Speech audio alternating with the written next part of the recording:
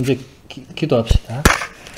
성부와 성자와 성령의 이름으로 은총이 가득하신 마리아님 기뻐하소서. 주님께서 함께 계신 여인 중에 복되시며 태중의 아들 예수님 또한 복되시나이다. 천주의 성모 마리아님 이제와 저희 죽을 때 저희 죄인을 위하여 빌어주소서. 아멘. 네, 계속 이어서 보겠습니다. 아까 이제 19항으로 볼 게 많은데 시간이 참 이게 어쩔 수가 없네요. 19항에서 교황님이 이렇게 말씀하십니다.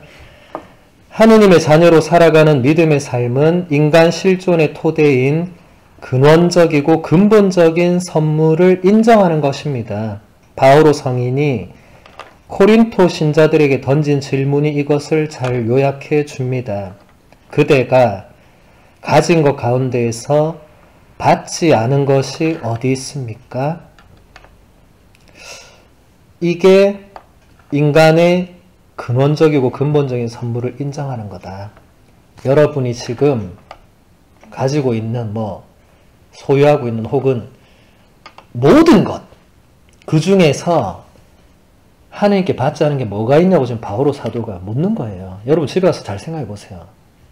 받지 않은 게 도대체 뭐가 있는가? 심지어 우리 목숨까지도 다 뭐가 있는가? 근데 이것을 인정하느냐, 인정하지 않느냐가 나머지 삶의 모든 걸 결정하겠죠. 나는 받은 게 없다라고 생각하는 사람은 그냥 하느님 없이 그냥 살아가면 되겠죠. 근데 우리 신앙인들은 설사 내 하나님한테 받은 게 없다고 생각이 들더라도 하나씩 생각하다 보면 그렇게 가게 되겠죠. 이게 한 번에 뭐가 다 되는 건 없어요. 예. 다 시간이 필요하고 과정도 필요하고 뭔가를 받아들인다는 거, 내가 그동안 생각하지 못했던 걸 받아들이는 데는 그만큼 시간이 필요해요. 그래서 이런 피정의 시간이 여러분들에게 중요한 게 이런 시간 한 번 가지면 이제 그런 뭔가를 좀 깨뜨리고 뭔가 새로운 게 들어오면서 뭔가 이렇게 나를 돌아보고 뭔가 변화될 수 있는 그런 계기를 마련해 주죠. 교황님은 계속 이렇게 말씀하십니다. 하느님으로부터 돌아섬으로써 자기 자신을 찾을 수 있다고 생각할 때 그 사람의 삶은 산산이 부서지기 시작합니다. 구원은 우리보다 앞선 것에 자신을 개방함으로써 삶을 긍정하고 그 존재를 지탱해주는 근원적인 선물에 개방함으로써 시작됩니다. 이 근원적인 선물의 마음을 열고 그것을 인정할 때에만 구원이 우리 안에서 성취됩니다. 오직 그렇게 함으로써만 우리는 변화될 수 있고 우리의 삶이 좋은 열매로 가득 찬 충만한 삶이 되게 할 수 있습니다. 교황님이 처음에 쓴 문장은 루카복음서 15장 11절에서 24절을 요약한 겁니다. 그게 무슨 이야기죠? 돌아온 아들, 탕자의 비유죠. 예. 루카복음서 15장은 오늘 집에 가서 꼭 한번 읽어보세요. 예. 그게 처음에는 잃어버린 양의 비유, 잃어버린 동전의 비유, 잃어버린 아들의 비유. 예. 지난주에 손님 신부님도 그 얘기를 조금 하셨는데 그 아들이 이제 돌아왔을 때부터 얘기했죠. 이 얘기가 기니까. 근데 이 지금 교황님은 앞에 걸 얘기합니다. 아들이 아버지를 버리고 떠나갔죠. 그게 뭐냐면 하느님으로부터 돌아섬으로써 나 자신을 찾을 수 있다고 생각한 게 그 아들이다. 그런데 그 이후에 그 아들의 삶이 어떻게 됐습니까? 산산이 부서졌다는 거죠. 그래서 완전히 나락으로 떨어지고 나서야 돌아가야겠다 라고 생각한 거죠. 우리도 하느님 없어도 내가 할 수 있다고 이제 생각하는 순간부터 산산이 부서집니다. 이거는 그렇게 안 될 수가 없어요. 그래도 하느님 붙들고 그래도 하느님 질서와 섭리 안에서 내가 살려고 애쓸 때 이게 유지되는 거지 이제 모르겠습니다 라고 하는 순간 더 끝나는 겁니다. 그래서 뭐든지 극단적인 거 좋지 않아요. 이거는 신앙이 아니더라도 그렇고 신앙생활도 마찬가지예요. 나는 이제 신부님 저는 이제 이런 사람들이 많아요. 요즘 그만하고 싶다고. 제가 얘기합니다. 그만하고 안 하고는 당신 자유지만 아마 더 뭐가 제대로 안 될 거다. 나 저주는 아니고 아마 당신이 나중에 내 말을 생각나게 될 거다. 하느님 떠나서 뭐 그냥 자유로울 것 같고 하느님 없이 사는 게 행복할 것 같고 일시적으로 그럴 수 있지만 연속적으로 그럴 수는 없습니다. 잘 생각해야 됩니다. 우리는 어쨌든 하느님을 선택한 사람들이잖아요. 어쨌든 선택해놓고 나 이제 안 해. 뭐 쉽게 그렇게 할 수 있지만 글쎄요. 그렇게 해서 정말 새로운 인생을 난 그런 사람 하나도 못 봤어. 나중에 나한테 와서 신부님 하느님 없어도 내가 이렇게 잘 됐습니다 라고 말한 사람 한 명도 못 봤어요. 뭔가 나중에 담어가 안 돼가지고 다시 찾아오는 사람들은 있었어요. 뒤늦게나마. 그래서 제가 가장 늦은 때가 그래도 빠른 거라고 잘 오셨다 했는데 쉽지 않죠. 교황님이 여기서 얘기하는 것은 어쨌든 하느님이 우리보다 앞서서 뭔가를 해주시고 이끌어주시고 하는 것을 우리가 받아들일 때 변화가 시작되지 내가 계속 뭐 해보려고 하면 계속 뭐가 그냥 질질질 이렇게 끌려가겠죠. 안 되는 게 계속 안 되는 거죠. 20항 보면 교황님 이런 말씀을 하십니다. 그리스도의 강생과 부활로 하느님의 아드님께서는 인간의 삶 전체를 끌어안으셨고 지금은 성령을 통하여 우리 마음 안에 머무르십니다. 신앙은 하느님께서 우리 가까이에 계심을 압니다.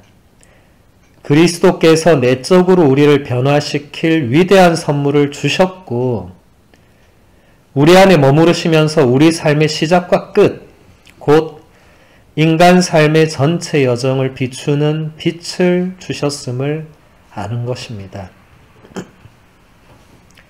여기서도 아주 첫 문장이 굉장히 감동적이죠. 하느님의 아드님께서 인간의 삶 전체를 끌어안으셨다. 굉장히 아름다운 표현이죠. 네. 하느님께서 여러분 한 사람 한 사람의 그 삶 전체를 끌어안고 계신다고 한번 상상만 해보세요. 감동적입니다. 이런 거는. 여러분 구약의 이사야서 이런 거 한번 읽어보세요. 하느님께서 그런 말씀하십니다. 내가 너희를 만들었기 때문에 내가 너희를 끝까지 내가 데리고 간다고. 너희가 백발이 되든 어떻게 되든 내가 데리고 간다고. 내가 안고 간다고. 감동적인 표현들이 이미 나와 있습니다. 우리가 그런 거에 별로 평소에 관심 없이 살아서 그렇지 하느님이 우리 삶을 뭔가 이렇게 끌어안아 주시는 이 힘이 우리에게 작용을 한다고 이제 우리가 믿고 받아들일 때 이게 영향을 행사하지. 난 모르겠는데요. 그냥 살면 또 그냥 사는 거예요. 그런 사람이 너무 많아서 그렇게 보일 뿐이지만 하느님이 그렇게 우리 삶을 끌어안고 있다고 믿고 또 받아들이면서 사는 사람들은 그게 또 현실이 되는 겁니다. 22항에서 교황님은 이런 말씀을 하십니다. 신앙은 사적인 문제나 개인주의적인 개념이나 주관적인 견해가 아닙니다. 신앙은 들음에서 나오며 말로 표현되고 선포되어야 합니다. 사실 자기가 들은 적이 없는 분을 어떻게 믿을 수 있겠습니까? 선포하는 사람이 없으면 어떻게 들을 수 있겠습니까? 교황님이 로마서 10장 14절의 이 말씀을 그대로 인용을 했습니다. 자, 먼저 첫 문장 보면 신앙은 사적인 문제가 아니다. 그러니까 이걸 선택해도 되고 아니어도 되고 있어도 되고 없어도 되고 그런 차원이 아니다. 두 번째, 개인주의적인 개념이 아니다. 아마 여러분 뿐만 아니라 대부분 사람들이 신앙에 대해서 각자 뭔가 개념을 갖고 있을 거예요. 그거 아니다. 그런 차원 아니다. 세 번째는 이어지는 거죠. 그런 주관적인 견해가 아니다. 하느님이 어디 있어? 이렇게 생각하는 사람들이 많죠. 그건 이미 뭐 부정적이니까 신앙이 아니지만 반대로 그냥 나는 이렇게 뭐 생각해. 그것도 신앙 아닙니다. 신앙은 그냥 내가 생각하고 그럴 수도 있겠네.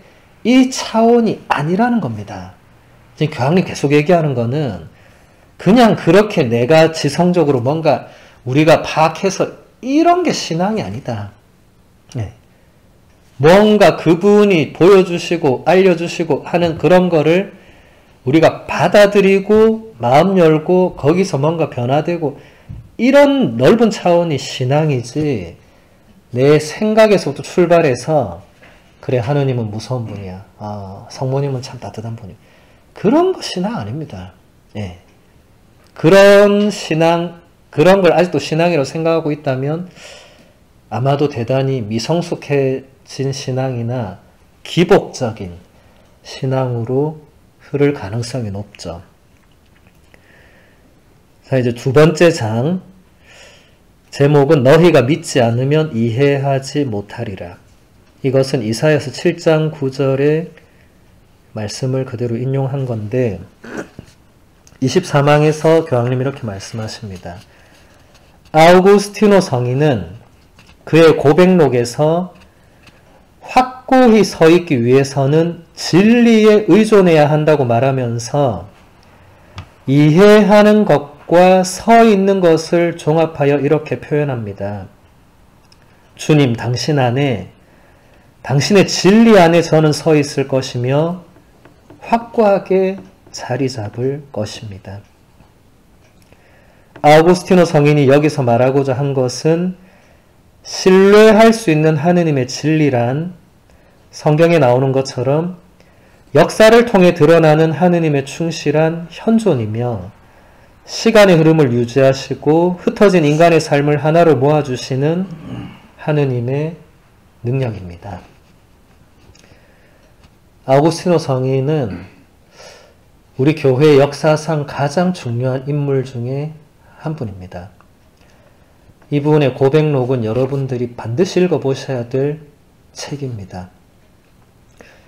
제가 로마에서 다녔던 학교 이름이 아우구스티니아눔일 정도로 이분은 대단한 분입니다.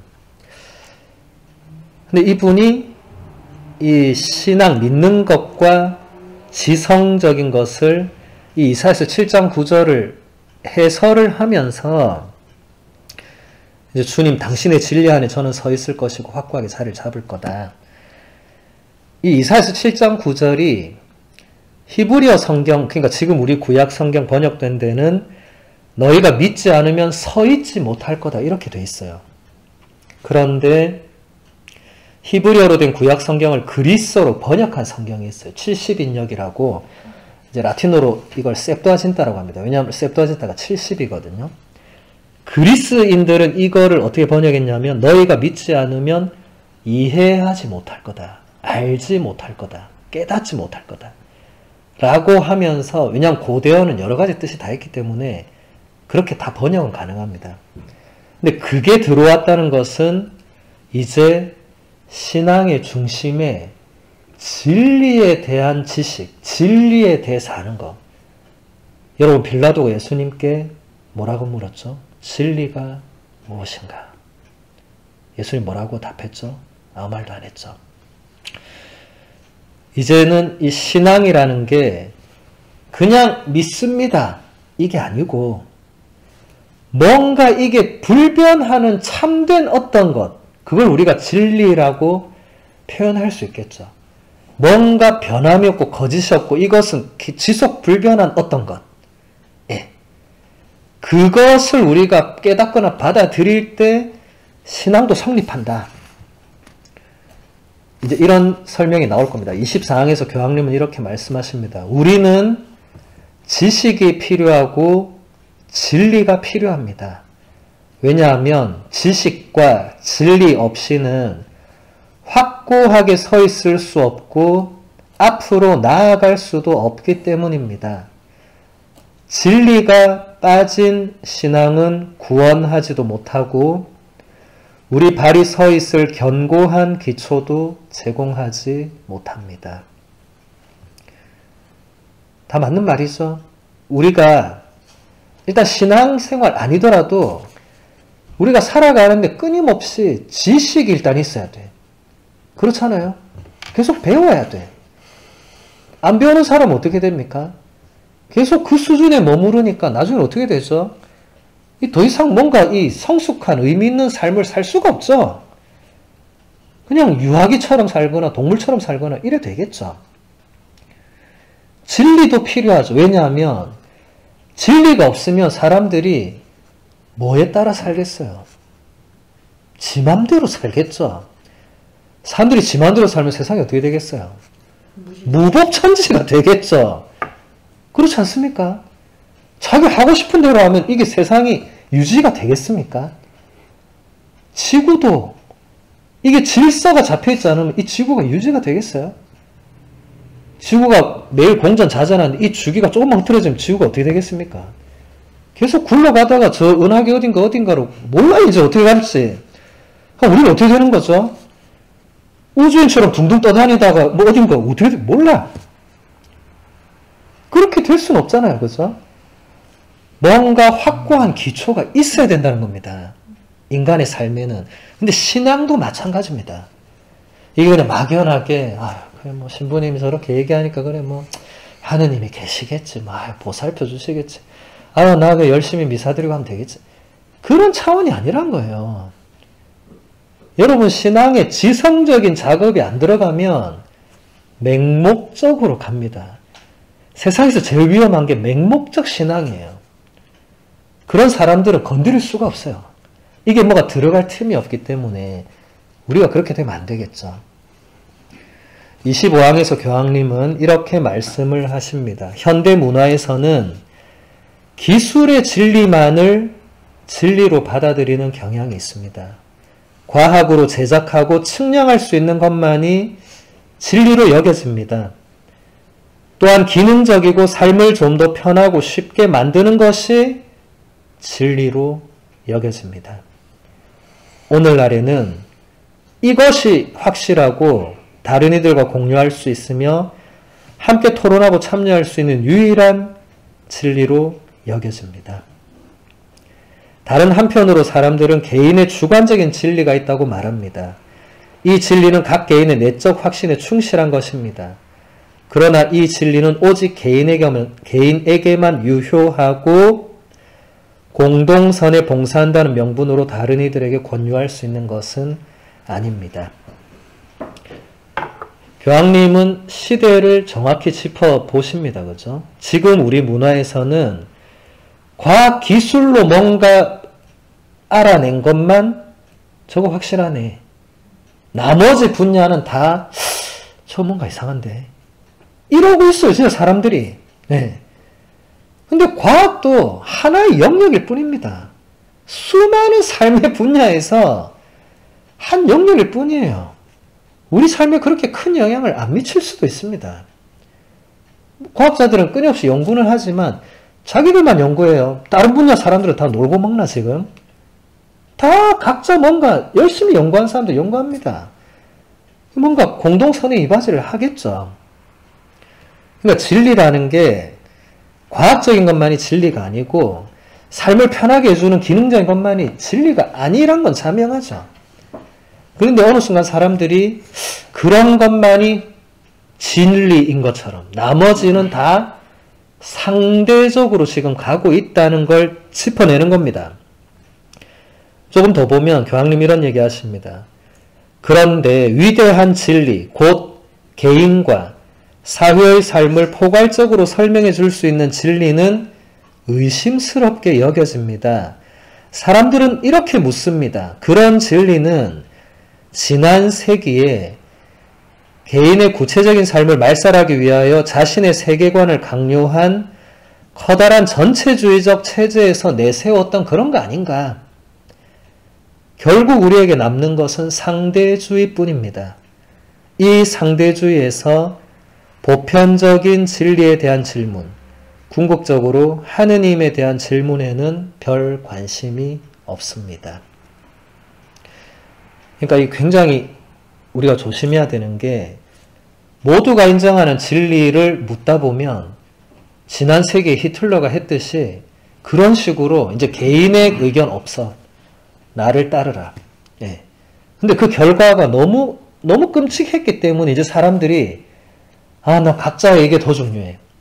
근데 또 이렇게 되니까 남는 것은 그럼 결국 상대주의. 너는 너, 나는 나. 너는 그렇게 생각하고 나는 이렇게 생각하고. 절대적인 건 이제 아무것도 없고 다 자기 주관에 맡겨져 있고. 근데 그게 과연 참된 진리냐? 아무도 그렇다고 할 수 없고 그렇다고 하는 그 사람조차도 그게 진리인지 뭐 알겠어요, 자기가? 그냥 자기 신념이겠죠. 예. 그거랑 진리는 완전 다른 겁니다. 26항에서 교황님 이런 말씀하십니다. 이러한 상황에서 우리 그리스도교 신앙이 진리를 이해하는 바른 길에 관하여 공동선에 기여할 수가 있겠습니까? 바오로 성인의 다음 말은 우리에게 도움을 줍니다. 마음으로 믿습니다. 성경에서 마음은 인간 존재의 중심으로 인간의 모든 차원, 곧 몸과 정신, 내면성과 세계와 타인을 향한 개방성, 지성과 의지, 정서가 서로 엮어지는 곳입니다. 마음이 이 모든 차원을 하나로 결합시킬 수 있는 이유는 우리가 바로 그 마음에서 진리와 사랑에 우리 자신을 열고 이 진리와 사랑의 감동을 받아 근본적으로 변화될 수 있기 때문입니다. 한 사람이 자신을 사랑에 여는 만큼 신앙이 그 사람을 완전히 변화시킵니다. 이제 교황님은 그냥 이성적으로는 이게 해결이 안 된다. 그냥 지성적으로는 더 똑똑한 놈이 이게 진리라고 하면 뭐라고 해요? 나는 그만큼 공부도 안 했는데. 그런 차원으로는 상대주의 극복 안 되고 마음으로.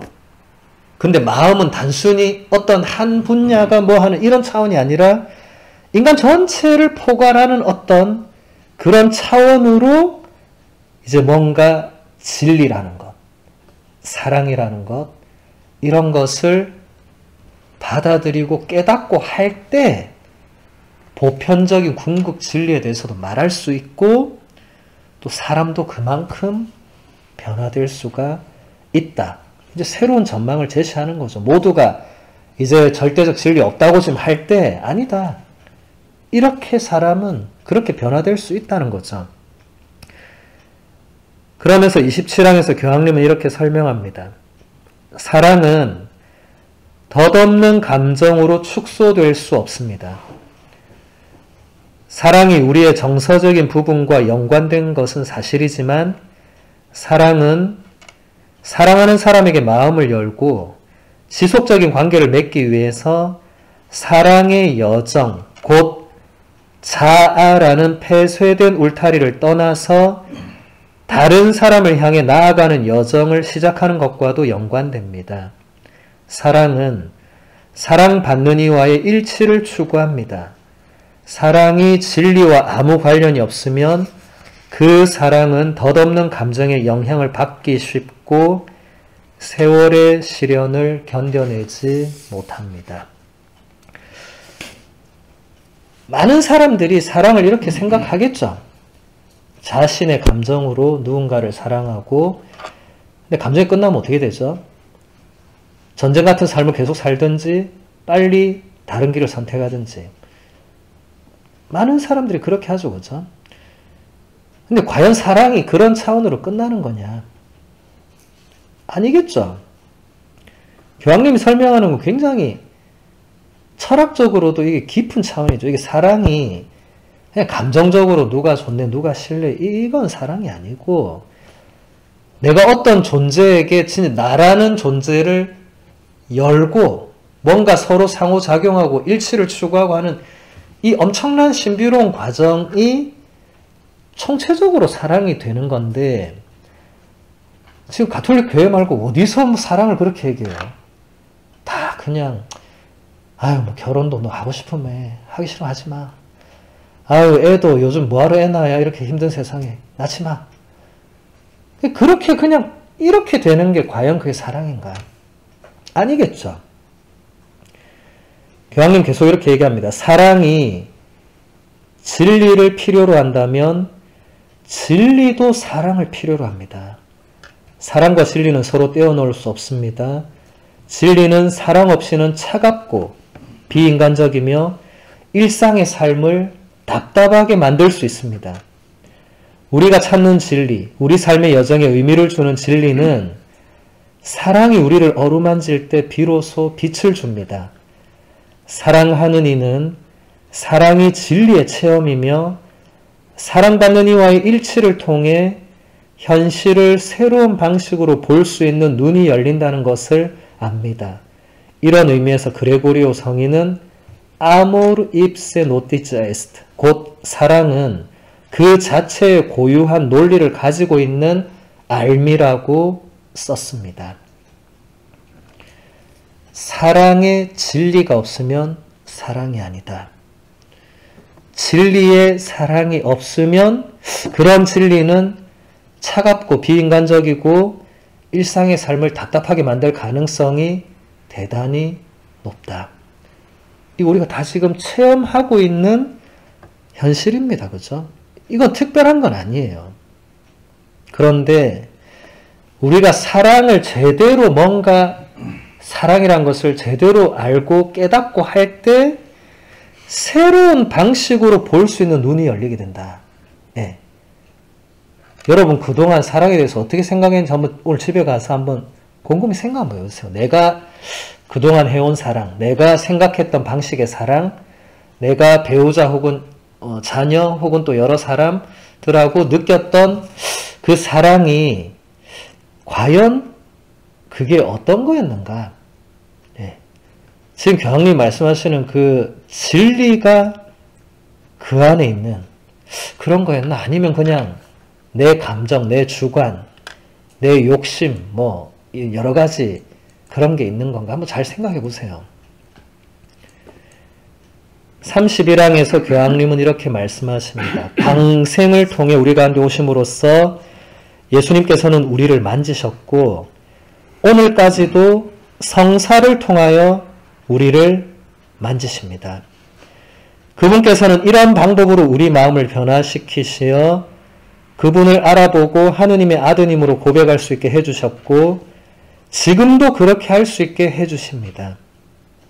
우리는 신앙으로 그분을 만질 수 있고 그분의 은총의 힘을 받습니다.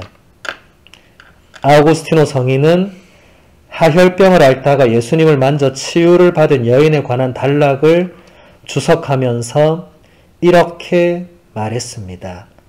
딴제레 꼬르데 혹 에스트 그레데레, 마음으로 주님을 만지는 것, 그것이 곧 믿는 것입니다. 하혈병을 앓는 여인 이야기 다 아시죠? 계속 피를 흘리는데 그 어떤 의사를 찾아가고 별별 약을 먹고 별짓을 다 해도 낫지를 않아요. 근데 이 여인이 예수라는 분이 온다는 소문을 들어요. 그래서 막 군중을 어떻게든 군중이 얼마나 많았는데 밀치고 들어가서 진짜 근처까지 갔습니다. 그리고 무슨 생각을 했죠? 내가 저분의 옷에라도 손을 대면 그 다음 그 여인이 뭐라고 생각했죠? 구원을 받을 거다. 놀랍지 않습니까? 내가 저분의 옷에 손대면 이 병이 나을 거라고 생각해야 되는 거 아니에요? 근데 내가 저분의 옷에 손을 대면 내가 구원받을 거라고. 이미 이 여인은 예수님을 효험 좋은 의사로 본 게 아니고 나의 주님, 나를 구원해 줄 수 있는 분으로 이미 믿고 있었기 때문에 그 믿음으로 그분을 만지니까 그 은총의 힘이 그대로 온 거죠. 자, 여러분은 예수님을 어떤 분으로 믿고 어떻게 다가가십니까? 중요한 겁니다, 이거. 지금 교황님 뭘 설명하시죠? 예수님이 먼저 우리를 만지신다. 예. 그리고 그게 지금도 성사들, 성체성사인 미사, 뭐 우리가 받은 세례성사, 또 죄를 용서받는 고해성사, 아플 때 받는 병자성사, 이런 것들 통해서 지금도 예수님이 우리를 어루만져 주신다. 아, 그건 뭐 받아들일 수 있죠. 근데 지금 반대 얘기를 하는 겁니다. 우리도 그분을 만질 수 있는데 우리가 그분을 만지는 그 마음이 뭐냐? 어떤 마음이냐? 아이고 제발 이번에 로또 좀 걸리게 해달라고. 그렇게 예수님 상을 하루 종일 쓰다듬고 닦고 해서 그런 거 아니잖아요. 그렇죠? 하혈병을 앓는 그 여인의 마음. 내가 저분의 그 옷자락에 손을 대기만 해도 난 구원받겠지. 지금 우리로 하면 어떻게 되죠? 내가 진짜 예수님을 정말 내 마음 안에 모셔드리고 내가 조금이라도 그분의 현존을 느끼면 내 삶은, 내 존재는 지금과 다를 거야. 그분이 나를 변화시켜 줄 거야. 이런 거 아니겠어요? 예. 지금 뭐 여기 하혈병 앓는 분 없잖아요. 그러니까 그런 차원은 아니고 하혈병이란 것도 실제 병이라보다는 이게 여러 가지 또 의미로 해석이 가능하겠죠. 우리도 이렇게 우리 힘으로 고칠 수 없는 뭔가가 있죠. 우리 힘으로 도저히 안 되는 그런 어떤 악습이나 약함이나 있습니다. 없다고 말하는 사람은 그 거짓말쟁이에 가까울 겁니다. 모르겠어요. 인공지능이 이제 나오면 이제 그럴 가능성도 있겠지만 정상적 인간이라면 그런 게 없을 수는 없겠죠. 그래서 우리에게 구원자가 필요한데 내가 그런 마음으로 예수님께 다가가는가 아니면 나는 어떤 마음으로 예수님께 다가가는가 이것도 한번 여러분들이 다음에 한번 묵상을 해보시면 좋겠습니다. 34항에서 교황님은 이렇게 말씀을 하십니다. 믿는 사람은 거만하지 않으며 신앙은 그를 겸손으로 이끕니다. 믿는 사람은 그가 진리를 소유하기보다는 오히려 진리가 그를 얼싸안고 소유한다는 것을 알기 때문입니다. 신앙이 주는 안정성은 우리를 전혀 완고하게 만들지 않고 여정에 나서며 증언하고 모든 사람과 대화를 나눌 수 있게 해줍니다. 여기서 한 가지만 보면 참으로 하느님을 믿는 사람은 거만하지가 않다. 참으로 하느님을 믿는 사람은 겸손할 수밖에 없다. 그 이유가 내가 진리를 지금 깨닫고 알고 이렇게 하는 게 아니고 하느님의 어떤 그 진리가 나를 소유한다는 걸 깨달은 사람. 이 엄청난 경지도 지금 우리가 상상 안 해본 경지일 수도 있어요. 와, 이 정도 가려면 어느 정도 급으로 가야 될까? 예. 저도 이런 건 생각하니까 진짜 교황님이 보통 분은 아니시구나. 이 부분은 제 느낌에 베네딕토 교황님이 쓰신 것 같아요. 이 베네딕토 교황님이 초안 작성해 놓은 걸 프란치스코 교황님이 이제 마무리하셔서 낸 건데 그분만큼 평생을 진리를 찾고 그분은 평생 학자로 사신 분이니까 아직도 연구를 하시는 분이니까 진리가 본인을 끌어안고 소유한다 이런 표현을 쓰실 수 있었겠죠. 본인이 진리를 안다고 어느 정도 생각했지만 알고 봤더니 내가 진리를 깨달은 게 아니라 그 진리가 나를 그렇게 이끌어들였고 지금도 나를 감싸는 그러니까 내가 파악할 수 있는 그 무엇이 아니었구나. 이런 차원으로 가는 거죠. 성인들이 갔던 그런 차원입니다. 그래서 여러분들이 신앙생활 하면서 가장 조심해야 될 게 제가 아까도 얘기했듯이 나는 쟤보단 좀 낫다. 쟤는 지금 주일미사도 안 나오고 쟤보다 내가 훨씬 낫다. 이거만큼 위험한 게 없어요. 도찐 개찐인데 어떻게 아휴 저 주일미사 안 나온 사람하고 나를 비교해가지고 아우 나 이만하면 됐지 뭐. 아유 또 주일미사 나오고 나는 근데 또 집에서 기도도 이렇게 열심히 하는데 그거만큼 참 어리석은 신앙생활이 없어요.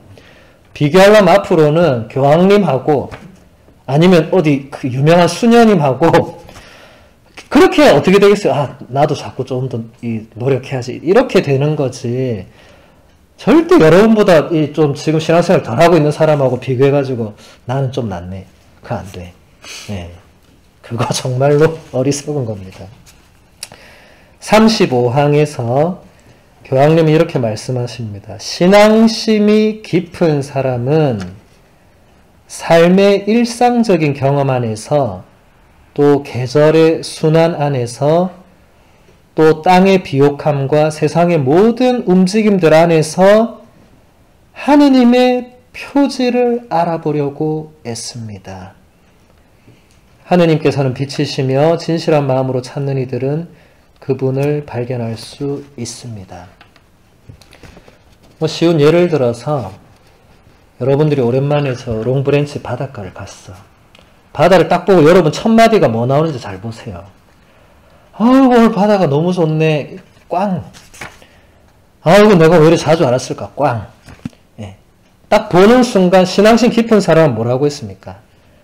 거기서 하느님의 표지를 먼저 보려고. 예.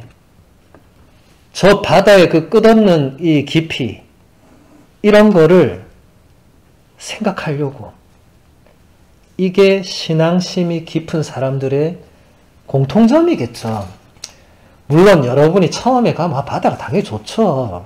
오랜만에 푸른 바다 보면 좋지. 근데 거기서 끝나면 이제 끝이고, 그리고 나서 하느님, 참 당신은 어떻게 이렇게 오묘하게 이렇게 참 넓은 바다를 이렇게 만드셨나요? 얼마든지 하나님께 얘기할 수 있잖아요. 그죠? 네. 뭐 이런 건 정해진 건 아니니까. 저는 바다만 가면 그런 하느님의 품을 느껴요. 왜냐하면 하느님의 품은 저 바다보다 넓을 거니까. 그럼 저는 바다 가면 혼자 이런 생각을 해요. 하느님, 당신의 그 품은 정말 얼마나 넓은 품입니까? 그러니까 저 같은 죄인도 이렇게 안고 가실 거고, 정말 수많은 이 죄인들을 안고 가시는 건데, 참 저 바다만 해도 저 바다가 모든 생명체를 안고 가잖아요.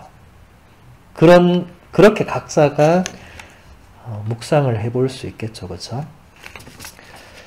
네, 3장, 4장은 지금 시간 관계상 볼 수가 없으니까 나중에 여러분들이 제 블로그에 제가 강의록을 전체를 따로 올려드리는 그걸 보시면 됩니다. 네, 그래서 마지막으로 57항을 읽어드리고 마무리하겠습니다. 교황님은 이렇게 말씀하십니다. 신앙은 우리의 온갖 어둠을 다 몰아낼 수 있는 빛이 아니라 밤중에 우리 발걸음을 인도하는 등불이며 우리의 여정을 위해서는 그것으로 충분합니다. 하느님께서는 고통받는 이에게 모든 고통의 이유를 밝혀주시지는 않지만 고통에 함께 하시는 현존으로 응답하십니다. 하느님께서는 고통받는 이에게 모든 것을 납득하게 할 수 있는 설명을 주시지는 않습니다. 희망을 포기하지 맙시다. 손쉬운 해결들은 우리의 발전을 막고 시간을 단절시켜 공간으로 바꾸어 버립니다. 시간은 언제나 공간보다 위대합니다. 공간은 진전을 저해하지만 시간은 미래를 향해 나아가며 희망을 가지고 앞으로 나아가도록 이끌어 줍니다. 영광이 성부와 성자와 성령께